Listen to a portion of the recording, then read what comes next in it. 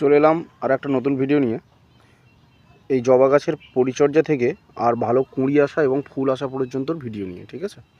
তো এই যে জবাটা, এটা ভ্যারাইটি হচ্ছে লণ্ঠন জবা। দেখতে কত সুন্দর, একবার দেখুন। এর আগে আমি এই যে আমার পাথরকুচি গাছ আছে, তার সাথে আমি একে তুলনা করেছিলাম, তো তার ভিডিও দেওয়া আছে। এবারে আসি পরিচর্যার বিষয় নিয়ে। জবা গাছ গরমের সময় ফুল দেয়, সেটা আপনারা সবাই জানেন। আর আমার গাছে এই মুহূর্তে কুঁড়ি আর ফুল মিলিয়ে কতটা হয়েছে সেটাও আপনারা হয়তো দেখতে পাচ্ছেন। আমি ভিডিওর মধ্যে দেখানোর চেষ্টা করব।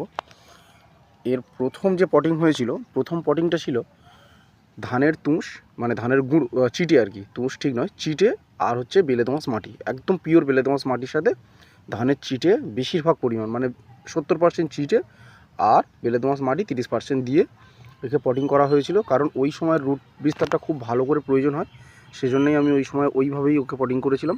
তো তাতে খুব ভালো ফল পেয়েছি এবং তলার রুট টুট খুব ভালো হয়েছে। তার জন্য আপনারা দেখতেই পাচ্ছেন যে গাছের কী কন্ডিশান।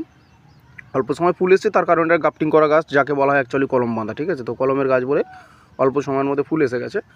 আর পরিচর্যার বিষয় হচ্ছে যে যখন আমি গাছটা বসিয়েছিলাম তখন শুধুমাত্র আমি খোল পচা জলই দিয়েছি গাছে, ঠিক আছে? বিশেষ কোনো সার, বিশেষ কোনো ওষুধ বলতে শুধুমাত্র 10-26-26 ছাড়া আমার আর বিশেষ দেওয়ার কিছু ছিল না। আর হিউমিক অ্যাসিড শিকড়টাকে ভালো করার জন্য, ঠিক আছে? এই দুটো জিনিস দিয়ে আমি গাছটাকে বড় করেছি।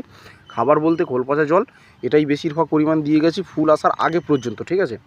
এখন মোটামুটি ফুল এসে গেছে, এর খাবার টাবার সব বন্ধ, শুধুমাত্র একটু প্লেন জল চলবে।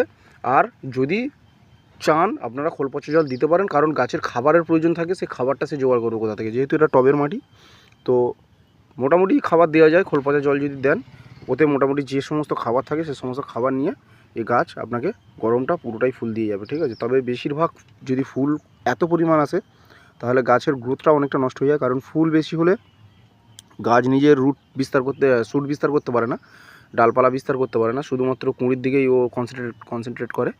তো আমার যার মনে হয় যে যারা গাছ বড় করতে চায় তারা মোটামুটি ফুল নাও নিতে পারেন, কুঁড়ি কেটে রাখবেন। আর যাদের মনে হচ্ছে যে আপনারা ফুল নিতে চাই, ফুল খুব সুন্দর, তারা মোটামুটি ফুল নিতে পারেন, কোনো অসুবিধা নেই, ঠিক আছে? তবে খোল পচা জলটা সত্যি গাছের জন্য একটা মহা ঔষধি, ঠিক আছে?